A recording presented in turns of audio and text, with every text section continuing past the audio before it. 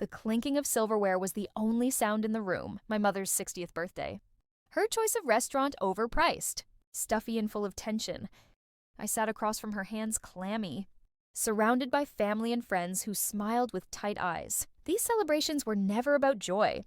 They were about performance. My performance, I had spent a week picking out her gift. A first edition of her favorite book. Heavy in my bag, Laura? My mother held her wine glass with a warning red manicure, her gaze sharp and measuring. Her smile never reached her eyes. A judge found me lacking. For 34 years, I tried to untie the knot in my stomach, to become the daughter she wanted. My Aunt Carol raised her glass to the birthday girl. What's your greatest wish for the year ahead, Laura? My mother's eyes locked on mine. The air thickened my greatest wish. She repeated, voice smooth as silk. Sharp as glass, that's easy. She let the silence stretch then. The best gift anyone could give me is for my daughter, Macy, to finally leave my life for good. The words landed like a slap. The room froze. My uncle coughed. My aunt's smile vanished. I couldn't breathe. It was a wish, a curse, and a declaration of war. In that moment, something inside me snapped. The knot in my stomach unraveled. I realized I'd spent my life fearing her rejection. Now she'd given it to me publicly, brutally, and I was still here. Still breathing, her power over me vanished. I picked up my purse, stood, and looked her in the eye. Wish granted, I said, and walked out. I was 34, a graphic designer. Art was my escape, a gift from my father. He was an architect who loved both structure and chaos. Gone too soon when I was 10. After he died, warmth left our home. My mother filled the void with rules and expectations. Laura worshipped perfection, not in herself, but in the image she projected. Our house became a museum to my father's memory and her grief. His books untouched, his chair empty. I was expected to be a silent, respectful keeper. The quiet was heavy, not peaceful. I spent hours drawing, trying to recreate my father's laughter. He encouraged my art. My mother saw it as a mess. She wanted a lawyer or doctor, not a designer. My passion was an inconvenience to her perfect family portrait. My father's influence was a ghost. I clung to memories of sawdust and coffee. With him gone, no one stood between me and her relentless perfectionism. She weaponized his memory. Your father would have wanted better grades. He became a tool to control me, to keep me on her path. I was never allowed to be anything but what she needed. Living in that house was like suffocating in a snow globe, pristine outside, stifling inside. My mother's grief was cold, controlling. She managed it by managing me. Every aspect of my life was scrutinized. Grades, friends, clothes weight. Nothing was ever good enough. An A was met with, why not an A? Privacy didn't exist. She read my diaries, called my friends' parents. My life was her project, and she was relentless. Comparison was her sharpest tool. Someone else's daughter was always better. I started to believe her, seeing myself through her critical eyes. My father's inheritance became her leash. She controlled the trust, doled out money for good behavior. If I wanted an art class, she questioned the expense. The money was never mine. It was a reward for obedience. It kept me tied to her, never truly free. For years, I chased her approval, molding myself into the daughter she wanted. I chose a university close to home, not the art school I dreamed of. Every achievement, a dean's list. A promotion was offered up. Hoping for praise, her response was always the same. A dismissive nod, a backhanded compliment. My successes were minimized. My failures magnified when I landed a major contract. She said, "Let's hope you don't mess it up." I felt like an actress in a play performing the good daughter. Crumbling backstage, my self-esteem was in tatters.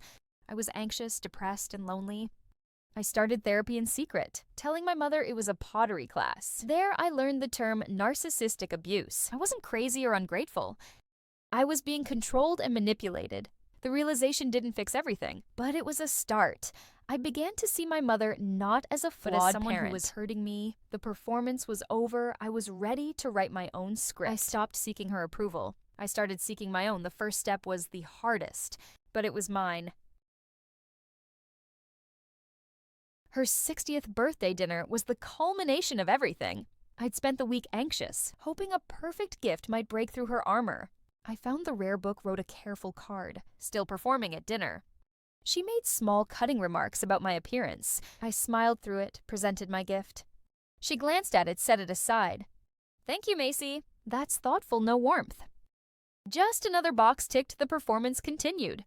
Her clipped answers my attempts at conversation.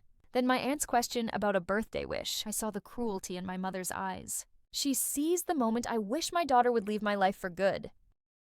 The world went quiet. She wanted to humiliate me, strip me of dignity, but as the shock faded, I felt clarity. The knot in my stomach dissolved. I'd survived her worst, her power was gone. She wished for me to leave her life fine. I'd do her one better, I'd make her leave mine. I stood, looked her in the eye. Wish granted, I said, and walked out. I didn't look back. That was the real gift goodbye. The walk to my car was a blur, but my mind was calm. I called my best friend Nicole. She listened, then said, "Good. What's the plan the next morning?" I met with a lawyer, Miss Davis. She confirmed my mother's control over the trust wasn't absolute. There were legal avenues to remove her as executor. For the first time, I had a weapon in this fight. I opened new bank accounts, redirected my paycheck, separated joint assets. Each step was tedious, but I felt lighter. I was building a financial wall brick by brick. The final step, changing the locks on my apartment. She'd insisted on a key for emergencies, but it was always about control. As the locksmith worked, I felt terror and exhilaration. This was a boundary she couldn't cross. That night, I slept in a home that was truly mine. I was alone but not lonely. I was secure, I was free. My mother didn't take my silence well. The retaliation began dozens of calls, voicemails swinging from fake concern to vicious insults. I saved every message as evidence. When I didn't respond, she started a smear campaign, calling family and friends, painting me as unstable. Some believed her. But I realized anyone who did was never truly on my side. Nicole was my fortress, reminding me her lies were a reflection of her. Not me. The worst was when she tried to sabotage my work. Emailing my biggest client. I was honest with them. They supported me. The final straw, she showed up at my apartment, banging on the door. I watched her on my security camera and called the police. They issued a formal warning for harassment. It was painful but necessary. The storm raged, but I refused to break. The silence after the police warning was deafening.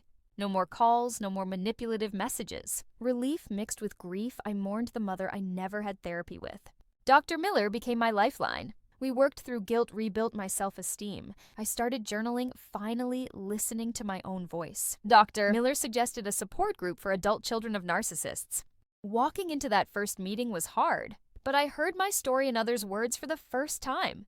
I didn't have to explain or justify. I wasn't alone. I found a community learning to heal. To build new lives, new friendships formed, built on respect and understanding. We celebrated each other's victories, setting boundaries, saying no without guilt. They taught me what healthy relationships looked like. I learned to trust again, not just others, but myself. The silence was no longer empty. It was space for new, healthier voices. Including my own, I was finally heard. The legal battle was long, but we won. A neutral trustee took over my father's trust. My mother's financial power was gone. The judge granted a restraining order, a shield, a final boundary. With legal and financial walls in place, I could breathe. I noticed small joys, sunlight, coffee painting. Without criticism, I was rediscovering myself, learning who Macy was without her mother's shadow. There are still hard days. Grief comes in waves. Healing isn't linear. But now I have tools, therapy, support, true friends. My art is bolder, more honest. My work is for me, not for approval. As I stand here today, I look toward a future that's finally mine to design. My worth isn't defined by someone else's standards. I can build a family based on love and kindness. My mother wished me gone, but in doing so, she gave me the greatest gift, myself. The road ahead is mine to pave, and I can't wait to see where it leads.